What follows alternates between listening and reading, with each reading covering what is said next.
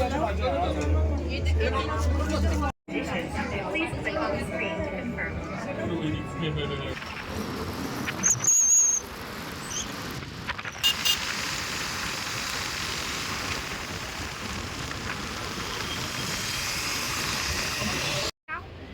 সবাই লড়বে। চলে এসেছি ফাইনালি।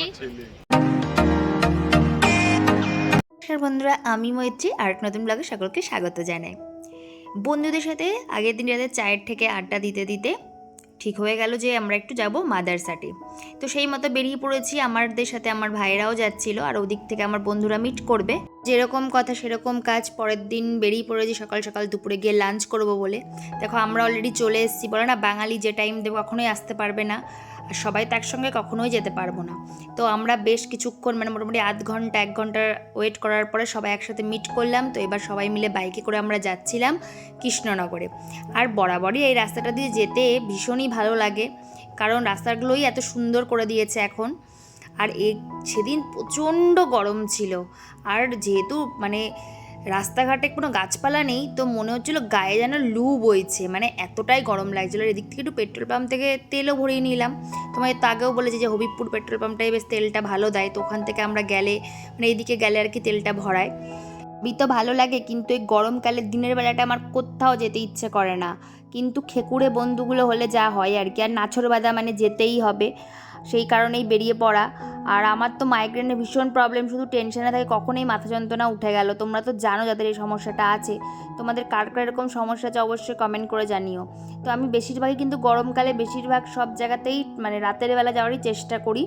তো যেগুলো একদমই পসিবল নয় সেগুলোতে দিনের বেলায় যাওয়া হয়। এই যে দেখতে পাচ্ছ আমাদের বন্ধুরাও কিন্তু পেছন পেছনই আছে সব। আর এরকম মনোরম দৃশ্য দেখতে দেখতে মানে যাওয়ার একটা অভিজ্ঞতা বা মানে আনন্দই আলাদা বলতে পারো, অভিজ্ঞতার থেকেও আনন্দ। আর এরকম ছুটির দিনে এরকম একটু আউটিংয়ে যেতে কার না ভালো লাগে। শুধু একটাই মানে ব্যাপার হচ্ছে গরমকালের এই গরমটা কী যে অসহ্য কী আর বলবো। এই যে দেখতে পাচ্ছ রাস্তাঘাট যেন খাকা খাকা করছে চারিদিকে, মানে ফোনে যতটা সুন্দর লাগছে কিন্তু যেতে ততটা সুন্দরও লাগছিল না, একটা হাওয়া এসেও গায়ে লাগছিল না। আর এই যে দেখো এদের কিন্তু নিউলি ম্যারিড কাপল, ওদের বিয়ের ভিডিও খুব তাড়াতাড়ি তোমাদেরকে দেব, একটু লেট হচ্ছে দিতে কিন্তু দেব অবশ্যই, তোমাদের আশা করে রাখছি ভালো লাগবে। আর এই যে দেখতে পাচ্ছ বিয়ের পরে কিন্তু ওদের সাথেই প্রথম আমাদের বেরোনো। তো চলে এসেছি সবাই, কিন্তু একদম পৌঁছে গেছি মাদারসাটের কাছে। এখন তো মানে কখন যে পৌঁছে যাবে বোঝাই যায় না রাস্তার জন্য। এই যে সব পেছন পেছন আসছে দেখতে পাচ্ছ আমাদের পুরো টিম, আমার 2 ভাই, ওই যে 2 জন আমাদের নিউলি ম্যারিড কাপল, আমার আর এক বন্ধু সিঙ্গেল স্কুটিতে এসেছিলো, আরও 2 জন ছিল বন্ধু। তো সবাই মিলে কিন্তু এই যে এন্টার করছি মাদারসাটে। আর আমার জানো তো কেন জানি না, আমি এখান থেকে মোটামুটি 10 থেকে 12 বার এসেছি, তাও যেন আমার ভীষণ ভালো লাগে জায়গাটা। আর যদি খাওয়ার কথা বলো, আমি প্রথম প্রেফারেন্সই আমার মাদারসাট, কেন জানি না। তোমাদের কার কার এরকম অভিজ্ঞতা আছে বা এরকম মানে মনে হয় আমাকে অবশ্যই কমেন্টে জানাবে। আমার তো বারবার জায়গাটা যেতে ভীষণ ভালো লাগে, আর খাবার দাবারগুলো তো আমার কোনো মানে তুলনাই হবে না। আর এই যে দেখতে পাচ্ছ গিয়ে ম্যান্ডেটারি ছবি, যেটা না তুললেই নয়। আর এইদিকে দেখো আমাদের কিন্তু বদমাইশি শুরু হয়ে গেছে, দেখতেই পাচ্ছ নেচে কুদে সব কিছু করে আমাদের ছবি তুলতে হয়। তো আর এরপরে গার্লস গ্যাংয়ের ছবি তোলার মানে পালা, তো সবাই মিলে গার্লসরা ছবি টবি তুলে নিয়ে মানে এত লাইন পড়েছিল সেদিন, যেহেতু ছুটির দিন ছিল সেই কারণে বাইরে কিন্তু ওরা ফ্যানের ব্যবস্থা করেছিল, কিন্তু সেই হাওয়াও যেন গায়ে লাগছে না, এতটাই বিরক্তিকর পরিবেশ। কি আর করব, ওর মধ্যে দিয়ে সবাই হাসি খুশি নিয়ে আর কি মানে চিল্ড থাকার জন্য যতটা আর কি নিজেকে মানে এনকারেজ করা হচ্ছে। আর লাইন এত যে, আর আমাদের যেহেতু 9 জন একসাথে গেছিলাম মানে সিট পাওয়াই যাচ্ছিল না। আর এরপরে কোনো রকমে একটা ম্যানেজ করে সিট পাওয়া গিয়ে অবশেষে আমরা ঢুকতে পারলাম, প্রায় 1-1.5-2 ঘন্টা ওয়েট করার পরে, মানে বিকেল প্রায় 3টে সাড়ে 3টের সময় ঢুকতে পারলাম। মানে তখন তো পেটে মানে ছুঁচো কি বলবো, ইঁদুরও কম, মানে কী যে দৌড়াচ্ছে, তখন ভাবছি যে খাবারের উপর মানে হামলে পড়ি।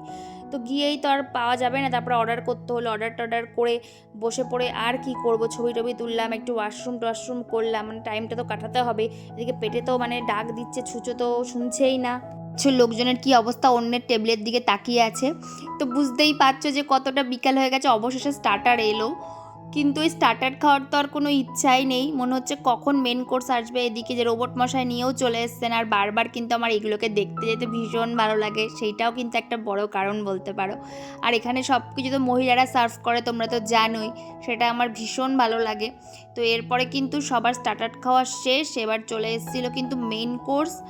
আর ওদিকে তো মানে আমার তো আর তরই সইছে না, মনে হচ্ছে যা পাই তাই চুষে নিই আর কি। এবার এতজনের খাবার দিয়ে তো রেডি করে দেবে, তো চলে এসেছিলো রোবট মশাই, এবার এসে ওনারা কিন্তু সার্ভও করে দিলেন। তো মানে আসতেই যতক্ষণ আর কি দেরি, পেটে চালান হতে তো একটুও সময় লাগলো না।